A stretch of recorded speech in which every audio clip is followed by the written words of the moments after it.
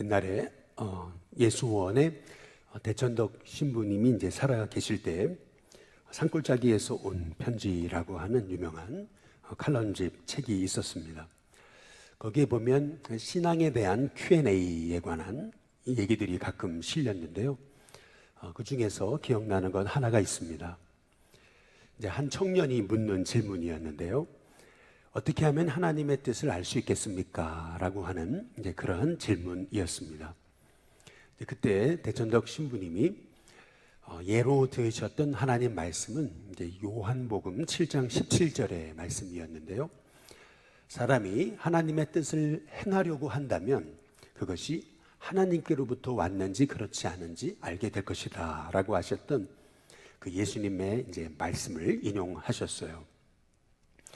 다시 말하면 우리가 하나님의 뜻을 분별하지 못하는 이유, 그 이유는 뭐냐면은 순종하려 들지 않기 때문이다 라고 하는 말씀이었습니다.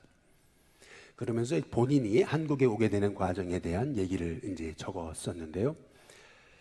갑작스럽게 성령님이 마음속에 이제 한국으로 가라고 하는 음성을 주셨는데 그것이 하나님의 뜻이 맞다면은 내 아내에게도 주실 것이다 라고 하는 그런 확신을 가지고 순종하고자 하는 마음으로 기도하며 기다렸는데 아내한테는 침묵하고 분명히 나한테만 말씀하지는 않으실 거다라고 하는 확신을 갖고 기도하면서 기다렸는데 참 놀랍게도 아내도 동일한 음성을 듣고 한국에 함께 오게 됐다라고 하는 그러한 얘기였습니다. 우리가 왜 하나님의 뜻을 분별하지 못하는가? 그 이유 중에 하나는 우리가 하나님의 뜻을 몰라서가 아니고 순종하려 들지 않았기 때문이다 라고 하는 그 대천덕 신부님의 말씀이 참 많이 기억에 남는 말씀이었습니다. 오늘 우리가 함께 보신 말씀에서도 예수님이 귀신 들린 자, 그래서 눈 멀고 말 못하는 사람을 고쳐주십니다. 눈 멀고 말 못한다. 이 말 못한다라고 하는 얘기는 듣지도 못했다라고 하는 말도 되는 것이죠. 쉽게 말하면 지금 삼중고를 겪는 인생이었습니다. 꼭 헬렌 켈러 같이 말이죠. 헬렌 켈러 같은 인생에게 설리번 선생님을 만난 것이 얼마나 기적입니까? 그 만남에 대해서 우리는 객관적으로만 봐도 박수 쳐주고 기뻐해야 될 그러한 일이지 않습니까? 마찬가지로 귀신 들려 눈 멀고 말 못하는 사람을 예수님이 고쳐주시는데 그래서 그 말 못하는 사람이 말하며 보게 됐다라고 말하고 있는데요.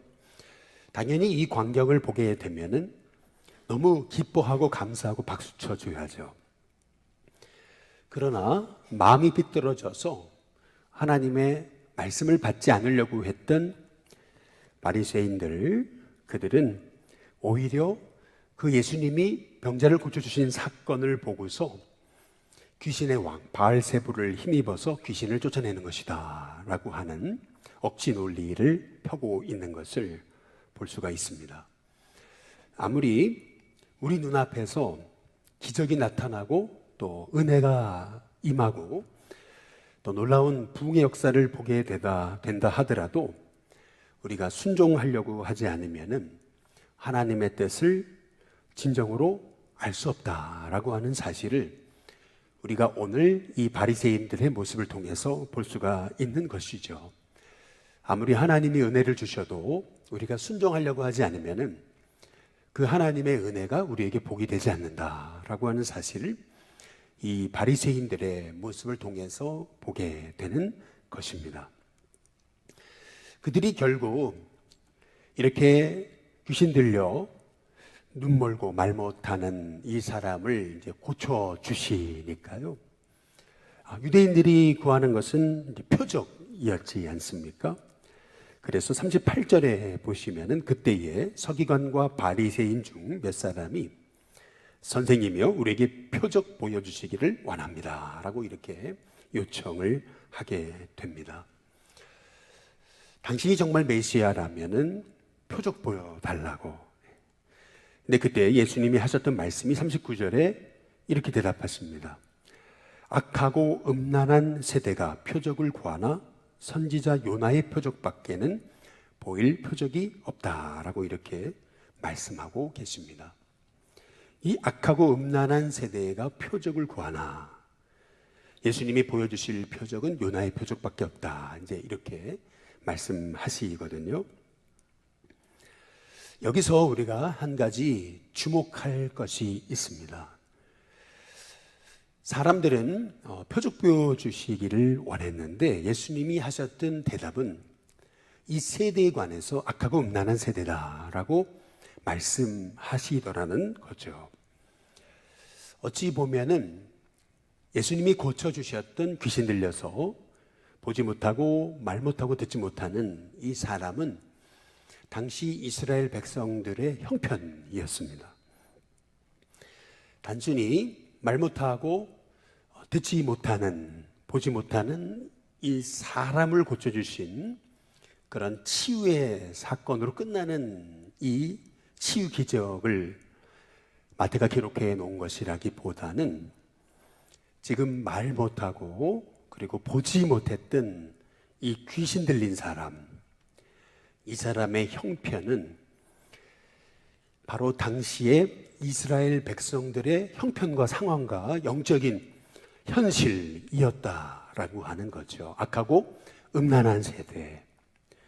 여기서 음란하다는 것은 단순히 성적으로 음란하다기라기보다는 완전 하나님과 등진, 하나님을 떠난 우상에 빠져 있는 하나님을 모르는 그러한 세대를 또한 가리키는 말씀도 포함되는 것입니다.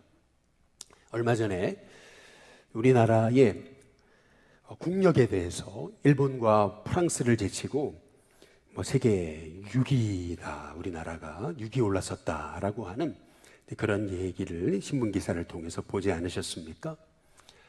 이게 참 놀라운 거죠. 실은 피선교 국가가 선교 국가가 될 뿐만 아니라 세계 제1의 선교 국가가 된다는 것은 여지껏 세계 역사에 없었던 기적 중의 기적인 거죠. 소위 전쟁으로 인해 원조를 받던 나라가 오히려 전쟁으로 인해 고통당하는 나라에게 원조하는 나라로 그렇게 된 케이스는 세계 역사상 참 드문, 그것도 약 반세기 만에 이런 엄청난 역사를 이룬 그런 민족, 그런 나라, 그런 역사는 없는 것이죠. 우리 한국 사회뿐인 것입니다. 그러나 우리가 이렇게 세계 6위의 국력을 가진 나라가 되기까지 그동안 우리나라가 얼마나 이렇게 세계적인 어떤 사회 경제적인 부분은 발전했을지 모르지만은 영적인 현실은 얼마나 우리가 피폐해져 있냐라고 하는 것입니다. 자살률도 세계 1위고 또 인구 절벽을 넘어 재앙이라 그러고 소위 출산율에 완전 재앙을 맞았다고 했던 일본이 오히려 우리나라를 보면서 그래도 우리가 낫다라고 할 정도로, 그렇게 할 정도로 지금 우리나라는 세계 제1의 저출산 국가가 되고 말았고, 뿐만 아니라 인구의 10명 중에 9명은 헬조선이라고 하는 것에 대해서 동의하는 그런 사회가 되고 말았더라라고 하는 것입니다. 어느덧 사회가 성공만능주의라든지 소위 물질 만능주의 같은 그런 사회가 되어버린 이 사회를 우리가 보면서 우리는 정말 이 세대, 소위 영적으로 이렇게 눈 멀고 귀 멀고 그리고 말하지 못하는 악하고 음란한 이 세대 가운데서 우리가 보여줄 수 있는 기적, 그것은 오로지 요나의 표적, 예수님의 십자가와 부활, 예수님의 그 사랑, 예수님의 복음, 예수님 정신 밖에 없음을 우리는 이 말씀을 통해서 기억할 필요가 있는 것입니다. 그래도 어떤 분의 얘기를 들어보니까 과거에 우리나라의 그 평가 기준이 그래도 굉장히 좋아하더라는 거예요. 그게 뭐냐면 수미양가라고 우리가 이렇게 아이들의 그 성적을 평가했잖아요. 빼어날 수라는 얘기죠. 아주 우수하다는 얘기고, 미, 아름답다 그런 얘기고, 양호하다, 그리고 가능성 있다.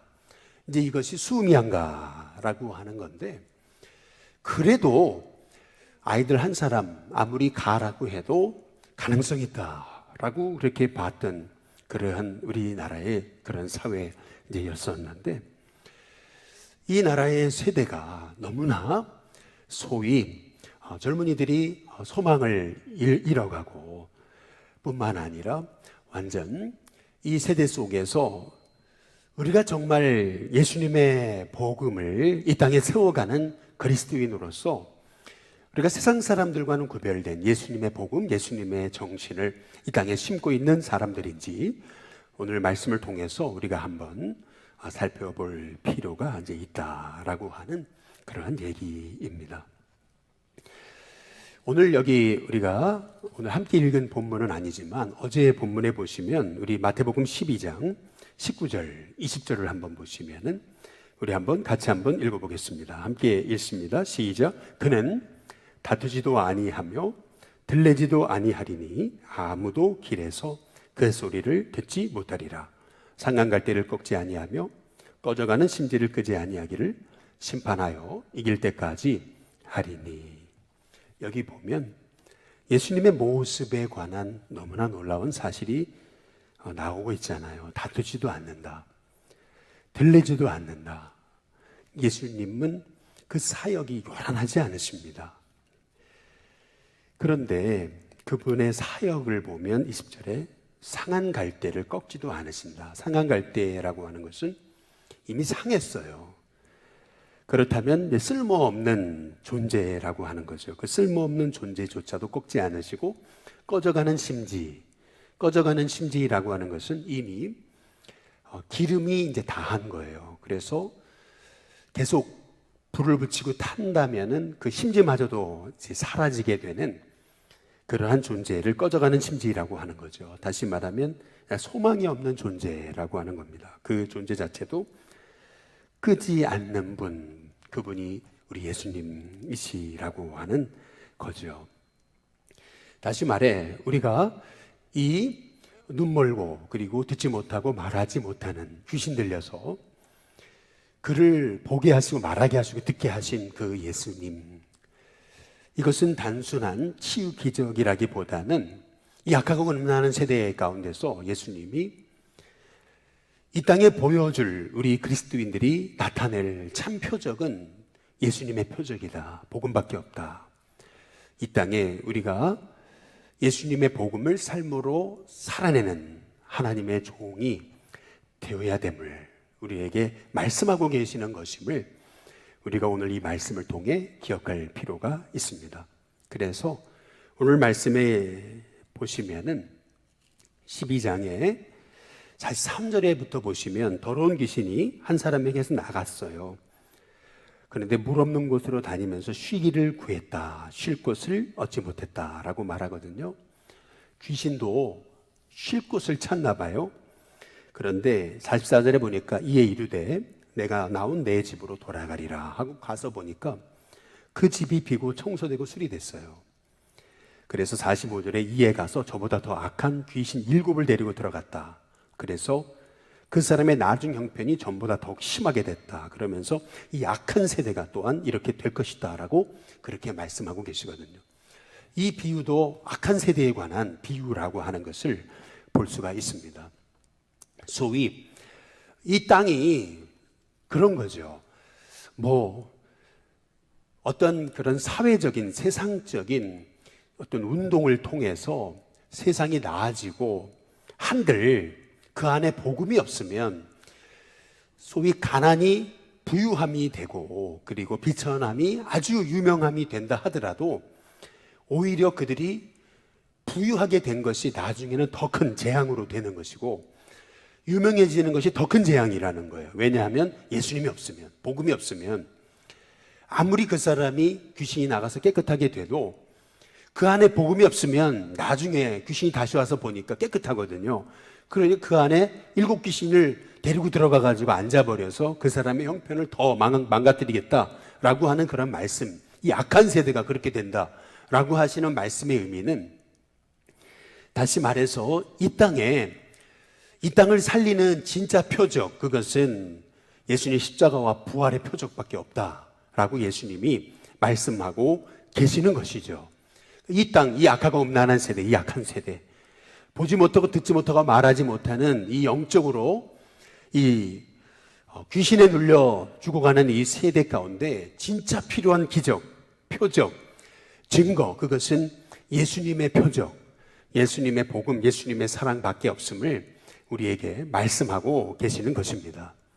뭐 조금 경제적으로 나아지면은 이 세대가 좋아지고 뭐 그런 것이 아니고, 이 땅에 진짜 필요한 것은 돈, 물질, 자본주의 정신이 아니고 예수님의 정신이다, 예수님의 복음이다, 예수님의 사랑이다. 결국 이 땅에 그 십자가, 부활의 복음을 심는 것만이 이 땅의 소망이 됨을 오늘 말씀을 통해서 우리가 보게 되는 것이죠. 우리 예수님이 진짜 찾으시는 사람, 한 사람, 그 사람은 여기 46절부터 50절에 보면 누가 도대체 예수님의 형제와 자매고 가족이냐라고 했을 때 예수님이 50절에 보니까 같이 한번 읽어보겠습니다. 함께 읽습니다. 시작. 누구든지 하늘에 계신 내 아버지의 뜻대로 하는 자가 내 형제요 자매요 어머니니라 라고 이렇게 말씀하고 계십니다. 결국 이 땅에 진짜 이 악하고 음란한 세대 가운데 진짜 이 세대에게 참 복음을 나타낼 사람, 그 사람은 이 예수님의 마음을 가지고 하나님의 뜻을 행하는 사람이라는 사실을 우리가 오늘 말씀을 통해서 볼 수가 있는 것이죠. 어찌 보면 이 악하고 음란한 세대, 그리고 귀신 들려 말 못하고 듣지 못하는 이 병든 자, 바로 이 사람은 이 세대를 가리킨다라고 하는 사실입니다. 우리는 지금 이 세대 속에 살고 있습니다. 월세 잘 된 사람이 드디어 꿈을 이뤄가지고 아파트 자기가 구입해서 자기 돈으로 사서 들어간다고 문제가 해결되는 것입니까? 그것이 아니죠. 진짜 이 땅의 문제 해결은 예수님, 예수의 복음, 예수님의 생명의 복음, 예수님의 사랑, 그 예수님의 정신, 그 예수님의 그 마음으로 돌아갈 때 이 땅이 변화되는 역사가 일어나게 된다는 사실을 우리가 기억할 때, 오늘 예수님께서 이 약하고 음란한 세대가 계속 표적을 구하나, 그러나 내가 보일 표적은 요나의 표적밖에 없다라고 하신 이 말씀이 저와 여러분의 마음을 향한 주님의 음성이 될 수 있는 복이 있게 되시기를 주님의 이름으로 축복합니다. 우리가 잘 아는 그 죄와 벌, 그리고 까라마조프의 가의 형제들의 작가인 그 도스토옙스키 같은 경우는 그 위대한 그러한 글을 쓴 인생이지만은 그는 간질병 환자에다가 더구나 그는 도박 중독자였습니다. 아주 우연한 기회에 도박을 하게 됐었는데 엄청난 돈을 딴 이유로 그는 일확천금을 노리면서 돈만 생기면 도박을 했던 인생이었습니다. 늘 빚에 쪼달리고 그러면서도 도박을 했던 그러한 인생이었는데, 그랬던 사람이 도박을 이제 끊게 되는 그런 엄청난 일을 경험하게 됩니다. 그 이유 중에 하나는 그의 25살 연하의 아내를 만나면서 45살에 21살의 여자 안나라고 하는 아내를 만나게 되는데요. 이 안나는 도스토옙스키의 그 소설을 써주는 그 속기사였습니다. 그런 관계로 만나서 이제 청혼을 하고 이제 결혼을 하게 된 건데요. 결혼을 하고 나서도 계속 도박을 했던 이 도스토옙스키가 도박을 하러 가면은 이 아내는 끊임없이 구박을 하고 그만 좀 가라고 막 이제 마지막이라고 막 그러면서 그의 옷자락을 붙잡고 그에게 바가지를 긁은 것이 아니고요. 오히려 자기 반지까지 빼주면서 이거 가지고 가서 도박하라고, 이거 가지고 가서 즐기고 오라고, 잘하다 오라고, 이런 식으로 이 남편을 믿어주고 이 남편을 격려하고 남편을 세워가고 끊임없이 남편을 신뢰하면서 남편을 바로 세우기 위해 참 애썼던 그러한 아내였던 것을 볼 수가 있습니다. 놀랍게도 그 도스토옙스키가 그렇게 도박을 하고 돈을 날리고 그렇게 가난에 시달리면서도 이 아내는 오히려 그 남편을 바로 세우기 위해서 오히려 출판사까지 세울 정도로 그렇게 남편 뒷바라지를 하는데, 도스토옙스키는 도박 중독에 빠진 10년여 어느 날 드디어 도박을 하다가 내가 이렇게 살면 안 되지, 이렇게 나를 사랑하고 이렇게 나를 믿어주는 사람이 있는데 라고 하면서 그는 도박을 끊습니다.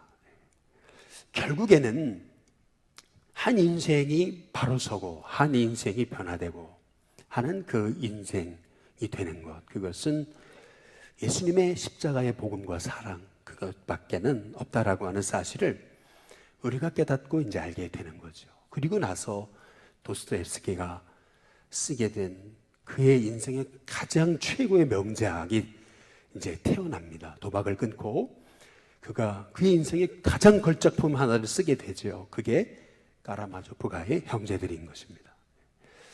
저와 여러분의 인생 속에서 정말 이 세대에 필요한 그 표적이 뭘까?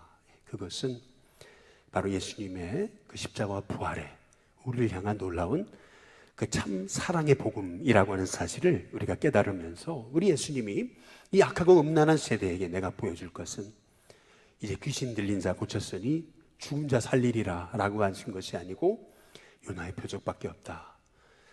그 놀라운 그 복음의 그 비밀을 이 땅 가운데 알리게 하는 것밖에 없다 라고 말씀하셨던 그 예수님, 상한 갈대를 꺾지 아니하시고 꺼져가는 심지까지 끄지 않으셨던, 들리지도 않고 잠잠히 하나님의 뜻을 나타내셨던 그 예수님의 이 복음, 이 십자가 방법, 이 사랑이 결국 이 땅을 세워간다라고 하는 사실을 깨달으면서 저와 여러분의 인생이 바로 이렇게 하나님의 뜻을 행하기를 즐겨하는, 하나님의 뜻을 행하기를 원하고 그 뜻 순종하려고 할 때 우리는 하나님의 뜻을 분별하지 못하는 것이 아니고 오히려 더욱 밝히 하나님의 뜻을 분별해서 우리의 삶 속에서 예수님의 복음이 나타나는 참 복된 인생이 되게 될 줄로 믿습니다.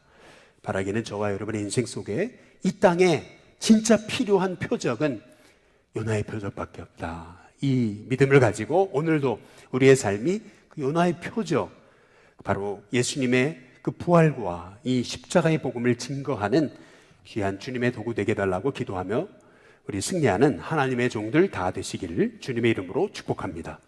우리 찬송가 92장 우리 함께 찬양 부르겠습니다.